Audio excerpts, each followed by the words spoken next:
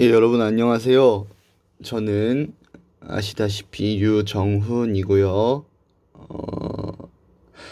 이렇게 얼굴 없이 목소리만으로 인사를 하는 것은 처음인지라 조금 떨리는데요.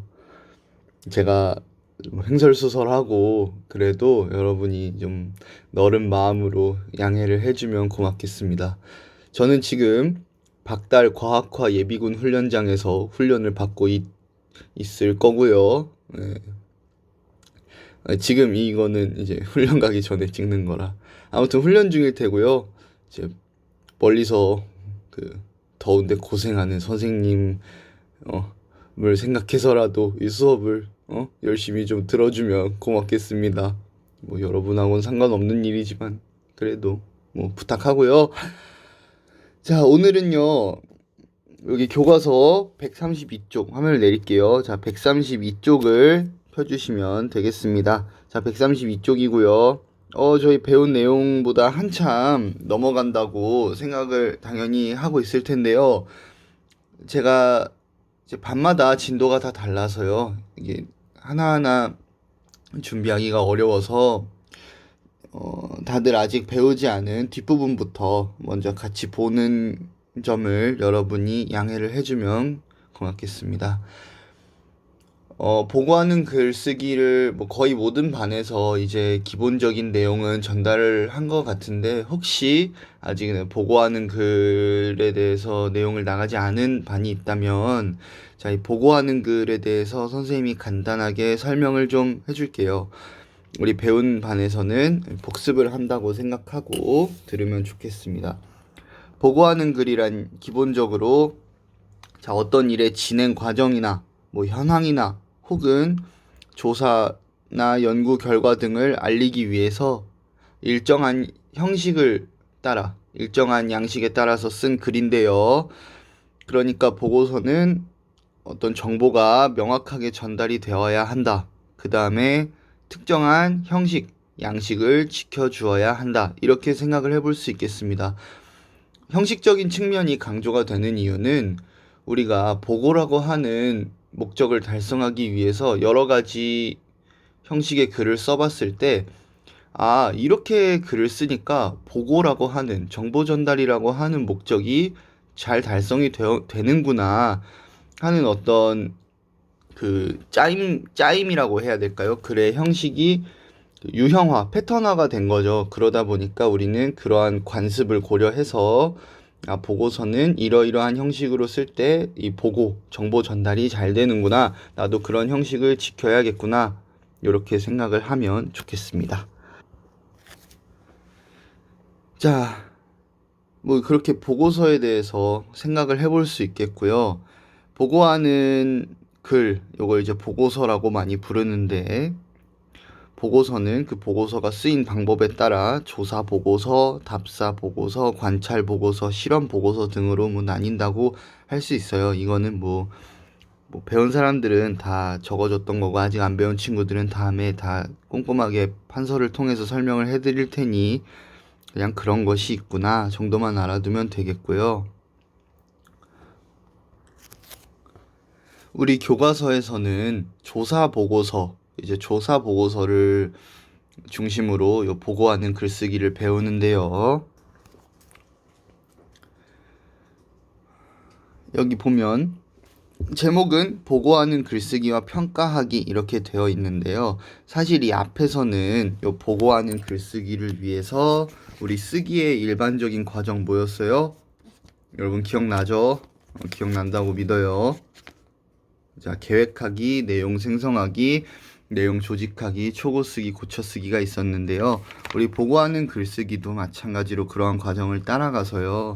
이 보고하는 글쓰기와 평가하기라는 요 4번 항목을 하기 전에 앞에 계획도 하고 내용도 자료를 이렇게 마련을 하고 개요를 짜면서 조직도 하고 이런 과정이 있어요. 이제 그걸 거쳐서 실제로 효준의 무덤이 쓴 요 보고하는 글을 우리가 읽으면서 이 보고하는 글쓰기에 대해 탐구를 하는 그런 부분이라고 보면 되겠습니다.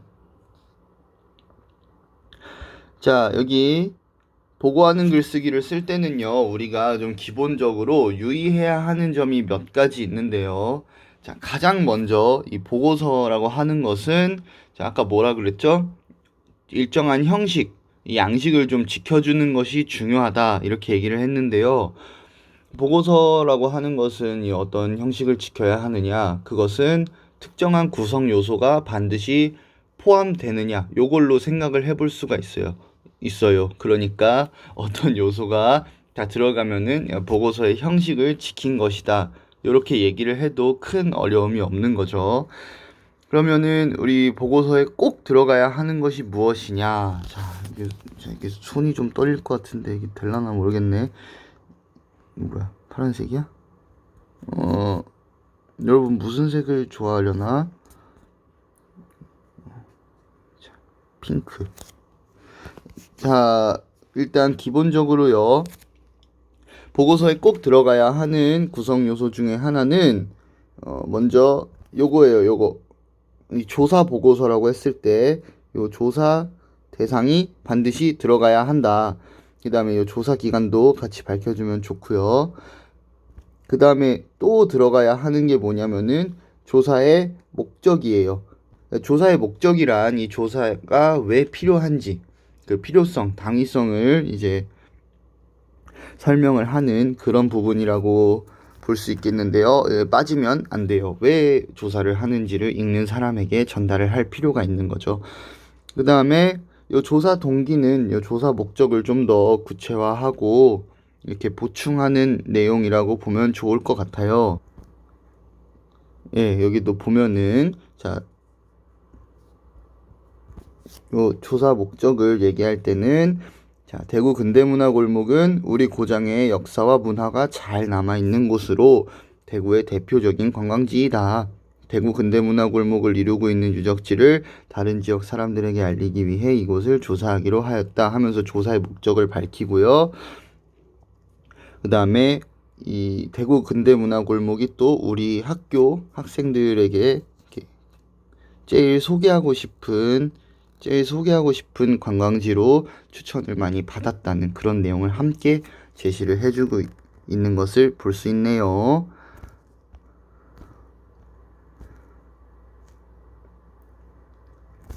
그 다음에 이 조사 보고서를 쓸 때 꼭 들어가야 하는 것, 뭐 비단 조사 보고서뿐만이 아니더라도 이 보고서에 꼭 들어가야 하는 것은 그 보고서가 어떤 방법으로 작성이 되었나, 요 방법이 꼭 들어가야 돼요. 요 방법, 여긴 조사 보고서니까 조사 방법, 이 방법을 꼭 밝혀줘야 하는데요. 우리 여기 소개된 효준의 모둠의 보고서 같은 경우에는 자료조사와 현장조사가 쓰였다는 것을 알 수가 있네요.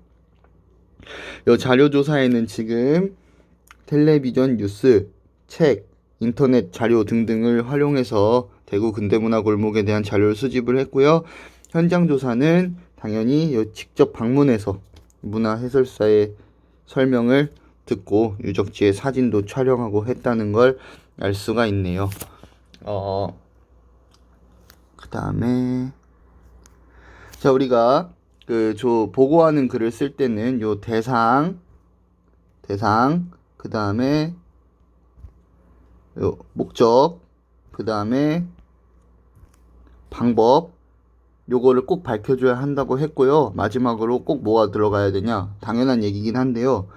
이 내용을 꼭 밝혀줘야 돼요. 이 조사의 이 구체적인 내용을 정확하게, 객관적이고 정확한 사실에 근거해서 제시를 해줄 필요가 있겠습니다. 이 조사의 내용은요, 자, 정확, 그리고 객관적이어야 한다. 자, 글씨가 엉망인 이유는요, 선생님이 핸드폰에 손으로 쓰고 있어서 그런 거거든요. 제가 이 펜이 없어가지고 이 열악한 환경으로 인해 그렇다는 걸 좀 양해를 해주세요. 최대한 안 쓰도록 하겠습니다. 그러니까 좀 집중을 해줘야 돼요, 선생님의 이 말에. 미안합니다. 자, 이건 지우고, 아무튼 간에 이렇게 보고서에는 크게 조사 대상, 조사의 이제 목적, 방법, 내용 이런 것들이 꼭 들어가야 한다는 것을 알 수 있겠고요. 우리 하나만 얘기를 하자면은 여기 현장 조사를 했을 때 요 사진을 촬영했다는 말이 나오잖아요. 그래서 이 사진과 같은 다양한 자료가 이 보고하는 글에 쓰였겠구나. 뭐 이런 생각을 해볼 수 있을 것 같아요. 요거에 대해서도 조금 이따가 얘기를 한번 해보겠습니다. 자, 그러면 우리 대구 근대문화 골목 조사 보고서 한번 읽어보면서 내용을 볼게요. 오씨였네. 오효주, 김민아, 최지호, 박현우고요. 요 옆에서 떠드는 남자의 얘는 뭐냐? 지호야. 자, 보고하는 글을 작성할 때에는 우리가 조사한 내용을 사실 그대로 정확하고 명료하게 기록해야 한다. 이렇게 누가 읽어도 잘 이해할 수 있게끔 이렇게 깔끔하고 정확하게 써줘야 한다를 알 수가 있겠네요. 그 다음에 아까도 본 거지만 요 글의 처음 부분인데요. 요거를 선생님은 서론이라는 용어를 써서 이렇게 얘기를 하기도 했는데 같은 거야, 같은 거고요. 야, 서론에서 우리 지금 조사 목적을 밝혀주고 있고요. 조사 목적 뭐예요? 아까 읽은 거 대구 근대문화 골목은 대구의 역사 문화가 잘 남아 있어서 대표적인 관광지라서 요걸 조사를 했대요. 알리려고. 그 다음에 조사의 동기는 우리 학교 학생들이 많이 추천했다는 거. 이거를 뭘로 조사했었어요? 우리 학교 학생들의 의견을 뭘로 조사했었어요? 설문조사를 했었죠. 우리 설문조사에 대해서는 배운 반도 있고 안 배운 반도 있을 텐데 선생님이 또 다시 한번 돌아가서 설명을 해주도록 하겠습니다. 조사 대상과 조사 기간은 뭐 당연히 대구 근대문화 골목의 유적지겠고요. 기간은 이제 5월 5일 이렇게 땡땡일 이렇게 나와 있고요. 조사 방법은 방금 얘기한 대로 자료조사, 현장조사가 쓰였죠. 이렇게 보고서의 요 처음 부분, 서론 부분에 조사 대상, 목적, 방법 이런 것들을 밝혀주는 게 기본적인 보고서의 형식입니다. 내려가서 가운데를 볼게요. 가운데. 요거는 이제 선생님이 본론이라는 용어로 설명을 하기도 했는데요. 같은 말이고. 자, 조사 내용을 볼게요. 조사 내용 먼저 대구 근대문화 골목의 유적지를 소개를 해야겠죠. 자, 133쪽이고요. 혹시 화면에 글씨가 작아서 잘 안 보인다면 교과서를 잘 봐주세요. 자, 대구 근대문화 골목의 유적지 소개. 자, 대구의 근대문화 골목은 대구 도심에 자리하고 있으며 오래된 건축물들을 비롯한 미안합니다. 기침 이슈가 있어서 끊고 다시 했어요. 자, 오래된 건축물들을 비롯한 근대 문화유산이 잘 보존되어 있다. 그 이유는 이 지역이 한국전쟁 당시 다른 지역에 비해서 피해가 크지 않았기 때문이다. 이 전쟁으로 인한 피해가 적어서 이런 문화유산이 잘 보존되어 있었다고 하네요. 따라서 대구 근대문화 골목에 찾아오면 한국전쟁 이전의 생활상을 엿볼 수 있다. 자, 이렇게 나와 있고요.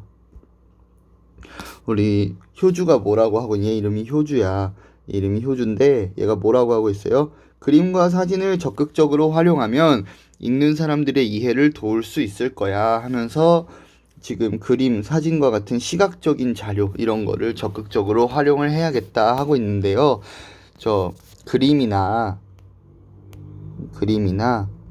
사진이나 이런 등등등 독자의 이해와 정보 전달의 효과를 높이는 요것을 뭐라고 하냐면은 들어본 사람이 있을 것도 같아요. 매체 자료라고 해요.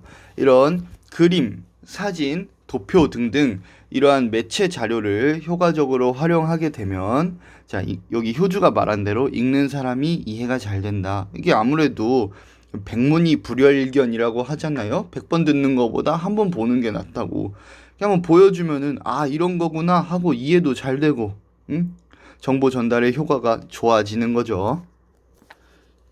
그리고 요 글만으로 설명하는 것보다 좀 더 생생하게 이게 느낄 수가 있고요. 자, 그래서 우리 앞에 표준의 모둠이 조사 동기 설명할 때 설문조사 결과를 요 그래프 도표로 보여주고 있잖아요. 요런 도표 또한 매체 자료에 포함된다는 거를 좀 알아두면 좋겠습니다. 자, 여러분 지금쯤 이게 좀 지루하고 졸릴 수 있겠는데요. 이게 그러면 안 돼요. 이게 집중해서 잘 들어줘야 돼요. 자, 여기는요, 지금 이 대구의 요 지도를 아마 이 지형을 이렇게 나타낸 그림 위에 계산성당, 3일 만세운동길, 청라언덕, 이상화 고택, 서상돈 고택 등등의 다양한 요 관광지, 유적지를 이렇게 보여주고 있는 것 같아요. 위치를 알 수 있게. 여기 보면은 여기 반월당역, 계산오거리, 대구 2호선 등등 이렇게 뭐라고 해야 돼? 이 지도처럼 정보를 밝혀주고 있죠. 여기서 일로 가면은 뭐가 나오고 절로 가면 뭐가 나오고 이런 걸 한눈에 파악할 수 있게 해주는 것 같아요. 당연한 이야기지만 요런 게 다 뭐예요? 그림이죠, 그림. 당연한 얘기고. 자, 넘어가 볼까요? 이제 본격적인 조사 내용이 나오는데요. 자, 첫 번째 청라언덕이 나와 있어요. 청라언덕은 근대문화골목 입구에 있는 뭐예요? 작은 공원이래. 이름은 언덕인데 이제 뭐 실제로 진짜 그냥 언덕이라기보단 공원이죠, 공원. 청라라는 이름은 푸른 담쟁이라는 뜻으로 1893년경부터 대구에서 선교 활동을 하던 미국인 선교사들이 이 근방에 담쟁이를 많이 심은 데서 유래하였다고 합니다. 왜 우리나라도 보면 막 대학교 같은데 이렇게 건물에 막 담쟁이 같은 거 있는 그런 예쁜 거 본 적 있죠? 여기도 이렇게 그런 예쁜 모습을 자랑할 것 같네요. 청라 언덕에는 서양식으로 꾸며진 정원과 세 채의 주택이 있는데 이 역시 미국인 선교사들이 짓고 자신들의 집으로 사용하던 거래요. 그러면 아무래도 이 미국 사람들의 그 생활 양식 이런 것도 좀 엿볼 수 있겠네요. 각각의 주택은 선교사들의 이름을 따서 스위츠 주택, 챔리스 주택, 블레어 주택으로 부른대요.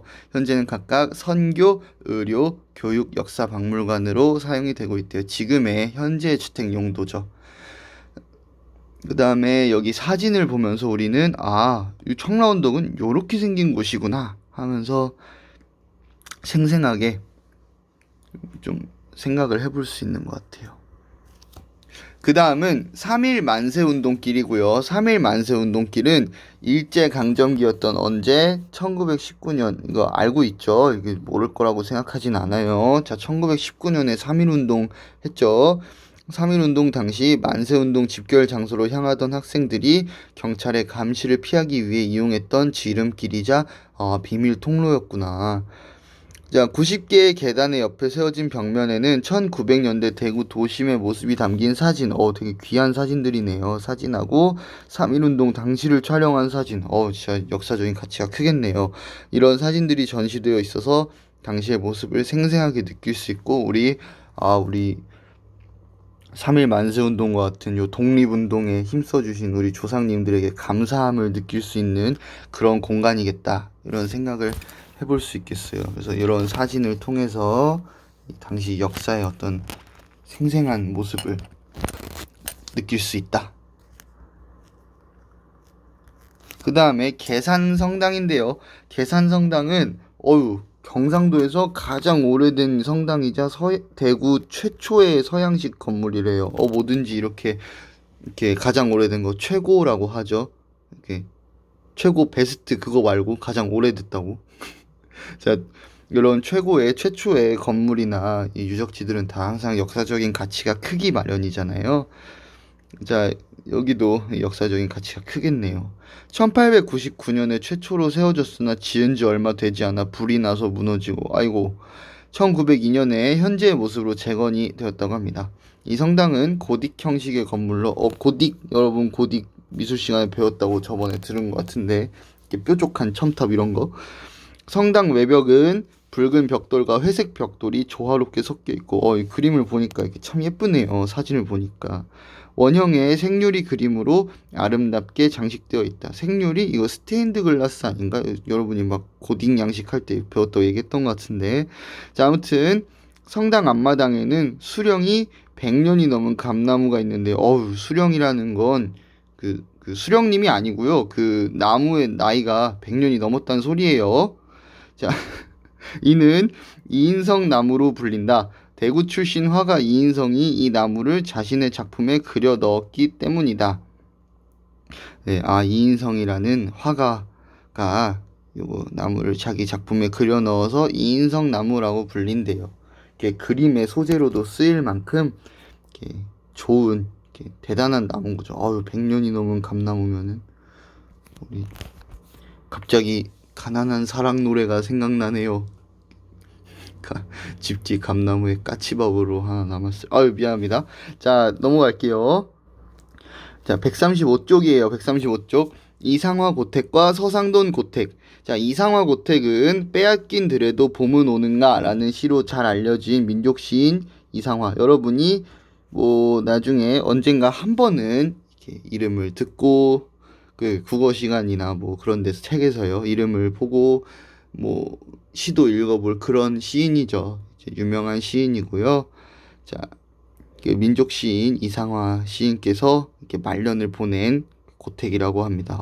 저도 가보고 싶네요. 안방에는 시인의 유품과 가족 사진 등 시인과 관련된 자료를 전시하고 있으며, 마루에는 시인의 흉상, 이제 그 조각상, 그 동상 같은 거 말하는 거죠. 마당에는 시비를 세워 이상화 시인을 기리고 있다. 시비는 시가 기록된 그 비석을 말하는 거예요.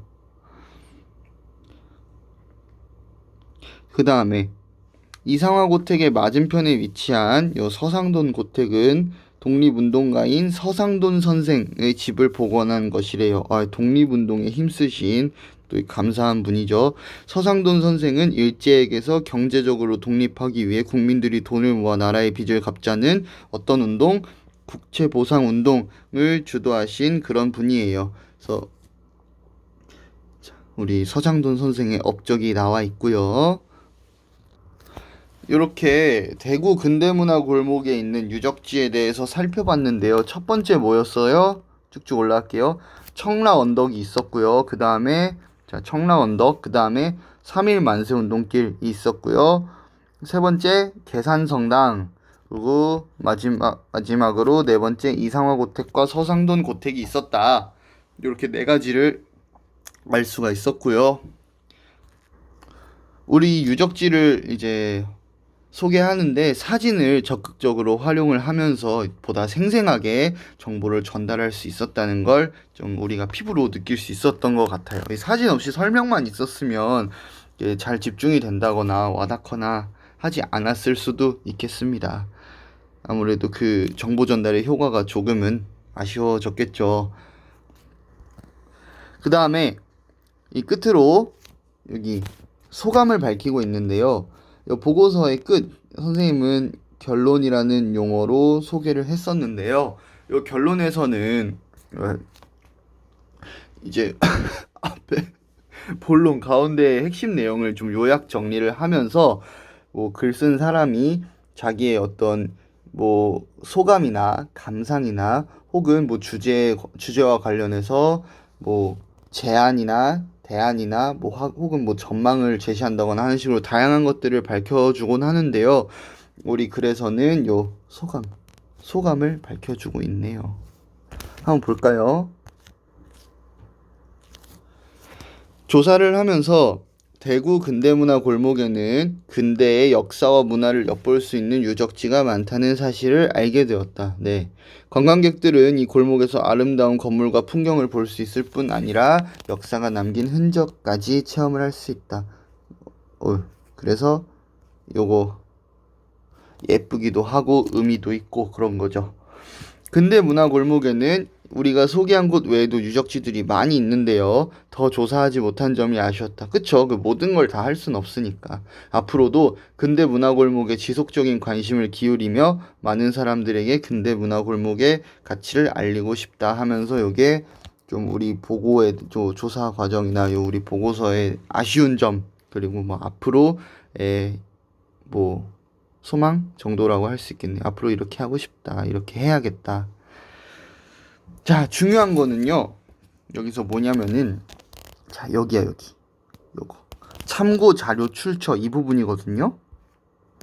우리 옆에 얘 미나였나? 손흥민 좋아하는 있는데 아무튼 얘 다른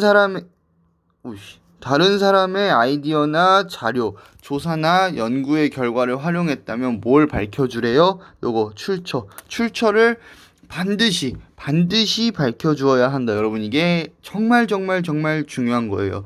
다른 사람의 아이디어, 자료, 뭐 조사, 연구 등등등, 뭐 책이 됐든 뭐가 됐든 내가 그것을 활용했다 하면은 반드시 그 출처를 밝혀주어야 합니다. 이거 안 하면 뭐라고 할 수 있냐? 쉽게 말하면 도둑질과 똑같은 거예요. 도둑질 하면 안 되죠. 그러니까 다른 사람 거 가져다 썼을 때는 반드시 출처를 밝혀주어야 한다. 요것을 뭐라고 할 수 있냐면요. 자, 쓰기 윤리라고 할 수 있겠습니다. 우리 글쓰기를 할 때는 꼭 지켜야 하는 윤리, 규범이 있는데요. 그 중에 하나가 다른 사람의 자료, 저작물을 인용했을 경우에 출처를 반드시 밝혀주는 것이라고 할 수 있겠습니다.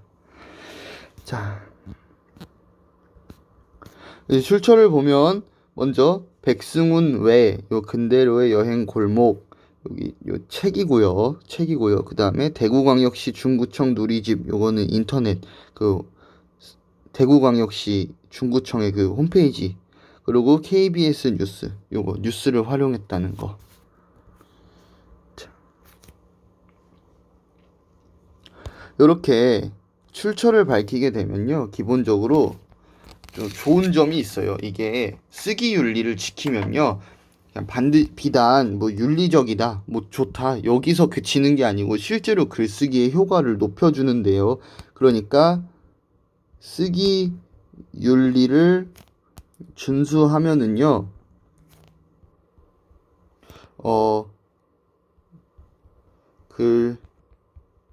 글쓰기의 효과가 좋아진다. 뭐 요렇게도 생각을 해볼 수가 있는 거죠. 글쓰기의 효과라니 있고 하니까 말이 조금 어색하게 느껴지긴 하는데, 그러니까 쉽게 말하면, 자, 글이 잘 써진다라는 뜻이에요. 그러니까 글을 더 좋게 잘 쓸 수 있다라는 건데요. 요 출처를 밝혀주면은요, 먼저 뭐가 올라가냐면 이 보고서 내용의 신뢰도가 올라가죠. 더 믿을 수 있게 되는 거죠. 출처가 있어야만 이 정보나 요 자료의 좀 믿음직한 요 성질이 높아지는 거죠. 그 정도가 높아지는 거죠. 그 다음에 그리고 출처를 밝혀주면은 보고서 내용의 신뢰도가 올라가고, 그 다음에 뭐 얘기해야 되지? 잠깐만요. 요거. 효준의 모둠이 작성한 조사 보고서의 내용을 정리해보자. 여기 볼게요. 요 빈칸에 들어갈 말을 한번 같이 채워볼까요? 우리 그래서 소견 유적지를 좀 중심으로 그 순서를 따라가면서. 이 글은, 자, 오늘 수업의 마지막 곱인데, 자, 여기를 이렇게 어떻게 쓰지? 오! 확대 기능이, 몰랐네요. 자, 진작할걸.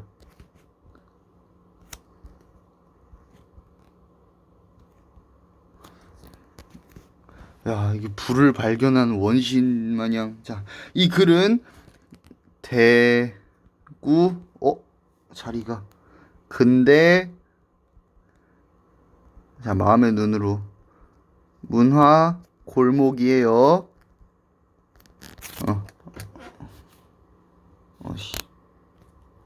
어떻게 대구 근대문화 골목을 다른 지역 사람들에게 소개하기 위해 쓴 보고하는 글이다. 자, 화면 어지러울 테니까 그냥 귀로 들으세요. 대구 근대문화 골목은 대구 도심에 자리하며 우리나라 근대의 유적지가 잘 보존되어 있다. 대표적인 유적지로는 선교사들의 집이 있는, 우리 이거 알죠? 뭐예요?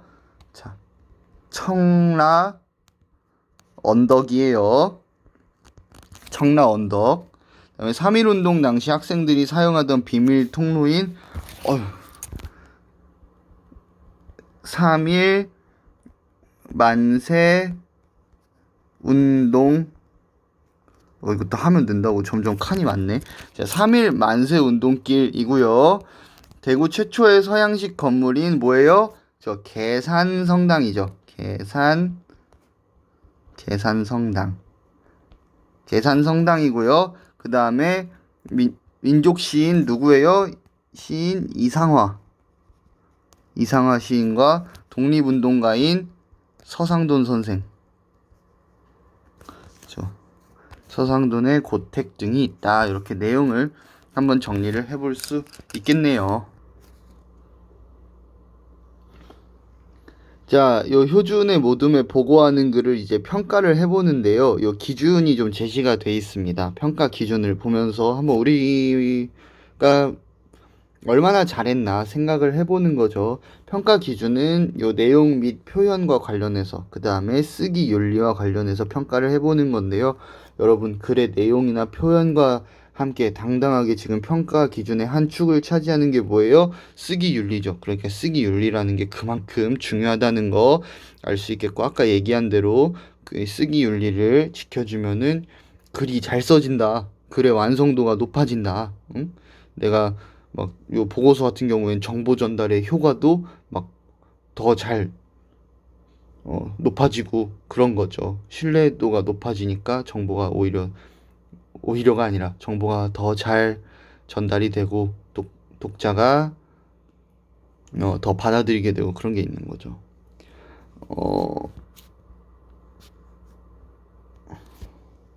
평가 기준을 볼까요? 조사의 절차와 결과가 잘 드러나는가, 조사한 내용을 제대로 분석했는가, 보고하는 글의 구성에 따라 짜임새 있게 조직했는가, 그림, 사진, 도표 등 매체를 효과적으로 사용했는가, 정확하고 간결한 표현을 사용했는가, 이런 거 각자 한번 점수를 매겨보고요. 뭐 정답이 있는 것이 절대 아니니까 그냥 편하게 한번 매겨보면 돼요. 그냥 뭐 다 빵점을 주더라도 그건 여러분의 마음이죠. 다만 그렇게 매길 때는 이유가 있어야겠지만, 당연히 이유가 있어야겠지만 여러분 편하게 매기라는 거예요. 그 다음에 평가 기준을 볼까요? 쓰기 윤리와 관련해서 인용한 자료의 출처를 정확하게 밝혔는가, 다른 사람의 저작물을 함부로 가져다 쓰지 않았는가, 뭐 어쩌고저쩌고, 조사한 내용이나 결과 등을 왜곡하거나 과장하지 않았는가 등등 나와 있는데요. 그러니까 여기서 우리가 생각해 볼 건, 효준의 모둠에 보고하는 글을 우리가 진짜 평가를 하는 것도 물론 중요하지만, 이 내용을 보면서 우린 무슨 생각을 해야 되냐면, 우리가 보고하는 글을 쓸 때는 바꿔 말하면, 이거 옮길 수 있었구나. 자, 바꿔 말하면 요 조사의 절차와 결과가 잘 드러나고 내용을 제대로 분석하고, 요 보고서는 그 조사한 내용과 자료를 분석하는 게 중요하죠. 자, 그 다음에 보고하는 글의 구성에 따라 짜임새 있게 조직하는지, 매체 자료를 효과적으로 쓰고 간명한 표현을 사용했는지, 이런 거를 내가 잘 지키면 좋은 보고서를 쓸 수 있는 거구나를 생각하는 것이 더 중요하죠.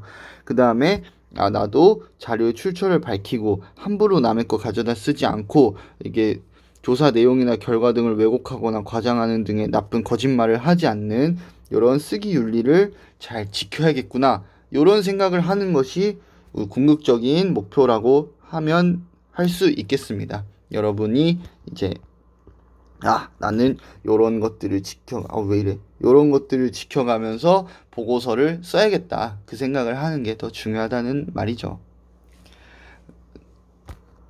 쏙쏙 개념 정리 보면서 마무리를 해볼게요. 자, 보고하는 글의 개념입니다. 보고하는 글은 어떤 주제에 대하여 관찰, 조사, 실험한 과정이나 결과를, 그러니까 과정과 결과를 체계적으로 정리한 글이고요.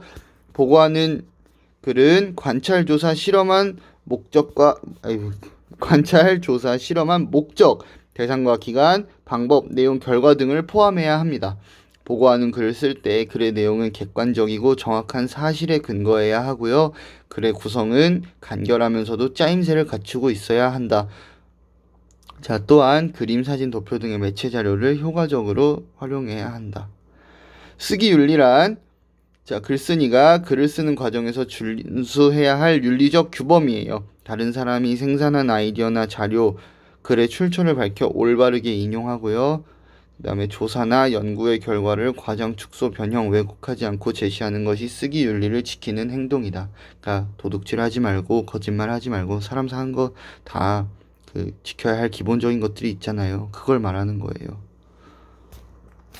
우리 여기까지 보고하는 글쓰기 한번 살펴봤는데요. 다음 시간에는 이제 여러분 본래 진도에 맞춰서 선생님이 가서 또 수업 열심히 할 테니까 항상 그랬듯이 열심히 잘 들어주시고요.